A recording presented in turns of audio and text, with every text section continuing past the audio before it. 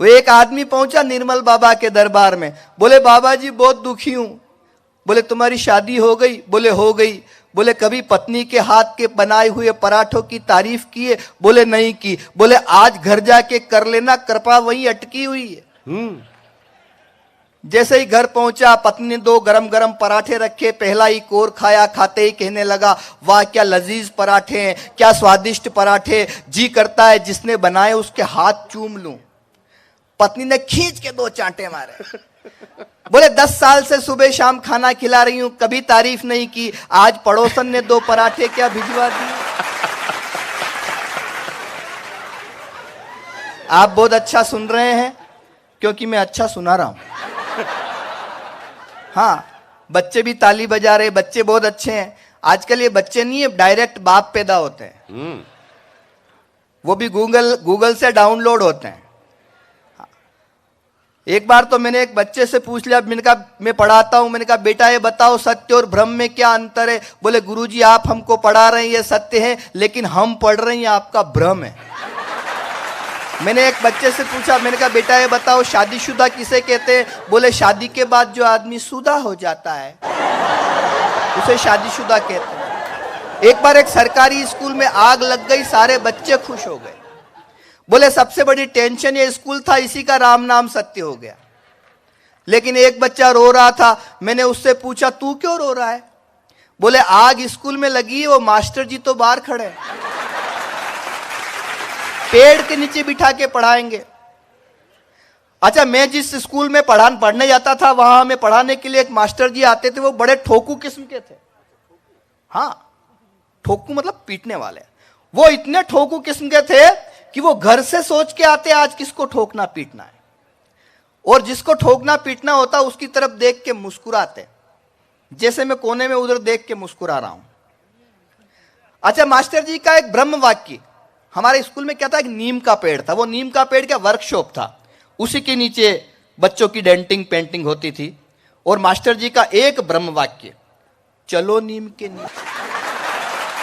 अच्छा, पुराने टीचर पहाड़े पूछते थे, 10 का पहाड़ा, 15 का पहाड़ा, पहाड़े पूछते थे। तो एक दिन मास्टर जी आए, राजेंद्र पंडित, आते ही क्लास में मेरी तरफ देखा, देखते ही मुस्कुराए, बोले खड़े हो जाओ। मैं खड़ा हुआ, बोले सुनाओ 15 का पहाड़ा। मैंने कहा नहीं आता है। बोले चलो नीम के नीचे।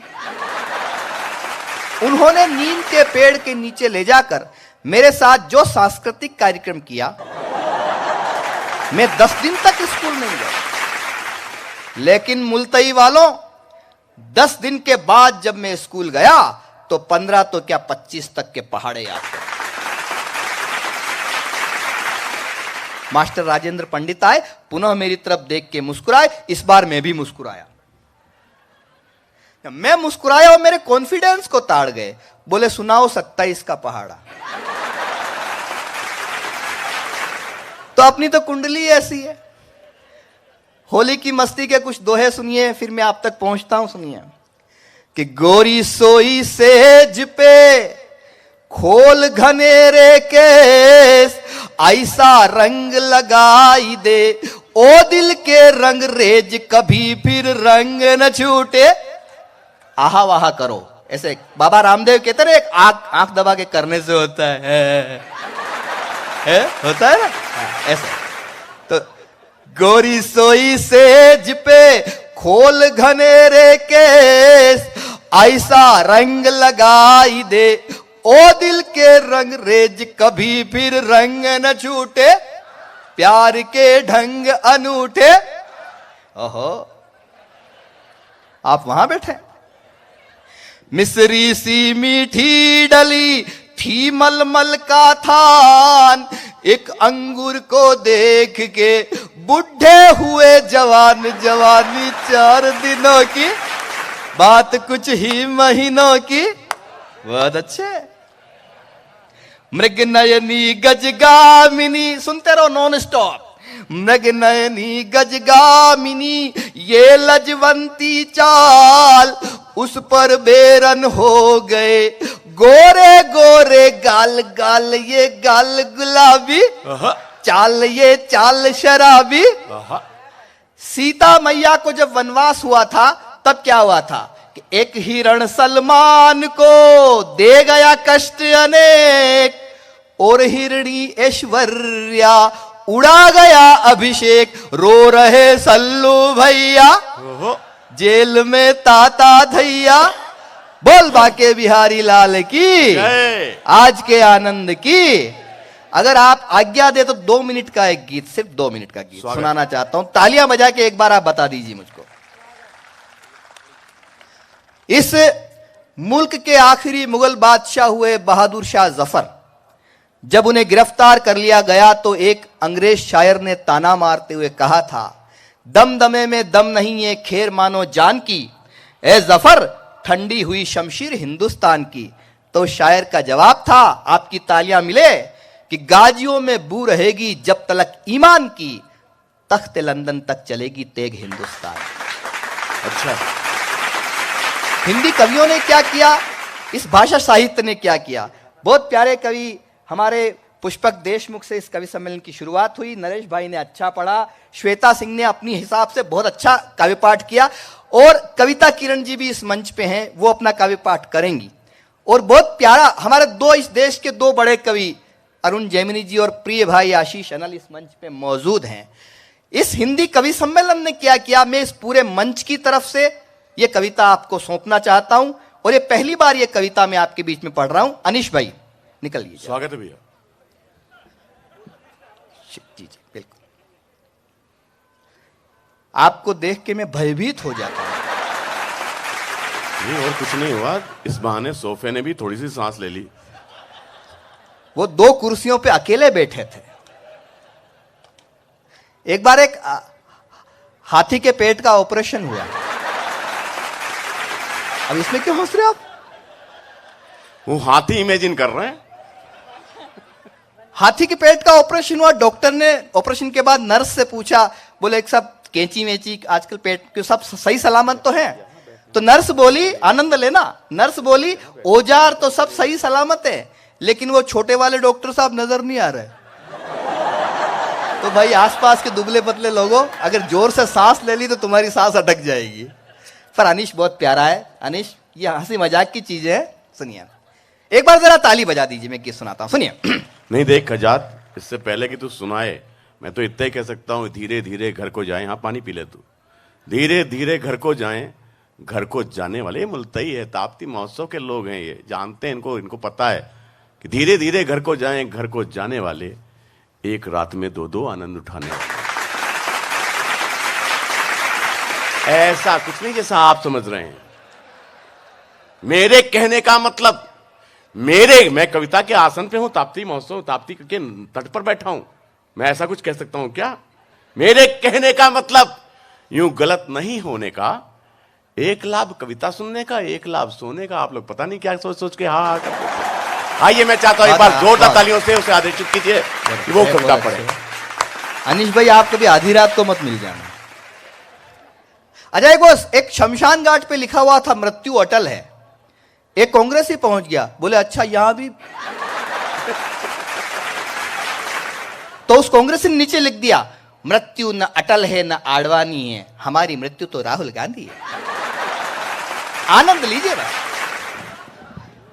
ये बोली तो युग बोला, ये गाई तो जग ने गाया। अच्छी कविता। अच्छी। ये बोली तो युग बोला, ये गाई तो जग ने गाया, इसने ही आजादी का परचम सीमा पर लहराया। वंदे मातरम बनकर गूंजी और तिरंगा थाम लिया, वंदे मातरम बनकर गूंजी और तिरंगा थाम लिया।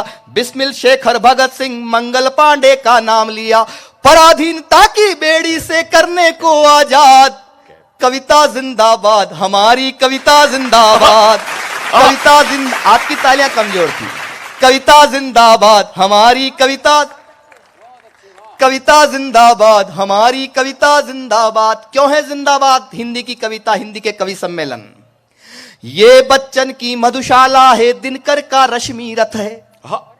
ये बच्चन की मधुशाला है, दिनकर का रश्मि रथ है। सूर कबीरा तुलसी मीरा सबका ही ये तीरथ है, सूर कबीरा तुलसी मीरा सबका ही ये तीरथ है। सरयू के तट पर अवधी की चौपाई मुस्काती हैं, जो रुबाई उर्दू की बाहों में आकर ढल जाती हैं। नहीं बनी शागिर्द किसी की, सबकी है उस्ताद। कविता जिंदाबाद, कविता जिंदाबाद, कविता जिंदाबाद, हमारी कविता जिंदाबाद। कहीं एक शायर ने लिखा, इस गली में एक भूखा किसान रहता है, ये वो जमी है जहां आसमान रहता है। कविता कहां रहती है? ये गरीब की आहों में, आंसू में, दुख में रहती है। ये गरीब की आहों में, आंसू में, दुख में रहती है। माए यहां बैठी हुई है। ये गरीब की आहों में, आंसू में, दुख में रहती है। माँ के आंचल से अविरल गंगा जमुना बन बहती हैं। माँ के आंचल से अविरल गंगा जमुना बन बहती हैं। इसको गाकर हर किसान, मजदूर, सिपाही झूमा है। अगली पंक्ति पे अगर आपको इशारा समझ में आ जाए तो अपनी भावनाओं को तालियों की शक्ल में तब्दील कीजिएगा। इसको गाकर हर किसान, मजदूर, सिपाही झूमा है। रंग दे बसंती चोला ने फांसी का फंदा चूमा है। रंग दे बसंती, रंग दे बसंती चोला ने फांसी का फंदा चूमा है। क्रांति संस्कारों की धरती करने को आबाद। कविता जिंदाबाद, हमारी कविता जिंदाबाद, जिंदाबाद। वाह, कविता जिंदाबाद, हमारी कविता जिंदाबाद। और यहां बड़े लोग बैठे हैं। इस मंच पे ऐसा कोई कवि नहीं है जिसके ऊपर हम इल्जाम लगा दें कि यह कवि इस मंच के लायक नहीं था। किंतु हम जब नेताओं पे बात करते, समाज पे बात करते, व्यवस्था की विसंगतियों पे बात करते हैं तो कुछ इशारा हमारी तरफ भी होता है कि कुछ कवियों की कविता जिंदाबाद, हमारी कविता जिंदाबाद।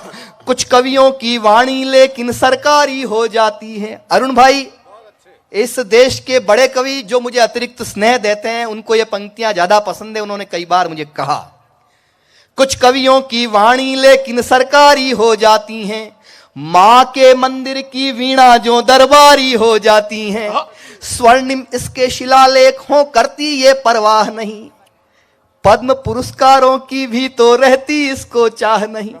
तन जाती है भरी सभा में कहकर मुर्दाबाद। कविता जिंदाबाद, कविता जिंदाबाद, हमारी कविता जिंदाबाद। मैं कविता की आखिरी पंक्तियां पढ़ के अपनी वाणी को विराम दूंगा। मैं जिस प्रदेश से आया हूं, जिस स्थान से आया हूं, वो राजस्थान है। और जिस मिट्टी से आया हूं, उस मिट्टी की बात इन पंक्तियों में अगर आपको लग जाए कि मैं कहां से आया हूं, परिचय की पंक्तियां आप सब तक पहुंचाता हूं, ध्यान चाहता हूं, सुनिए आप। कविता जिंदाबाद, हमारी कविता जिंदाबाद। पाथल और पीथल की गाथा जन कवियों ने गाई है। अच्छा है।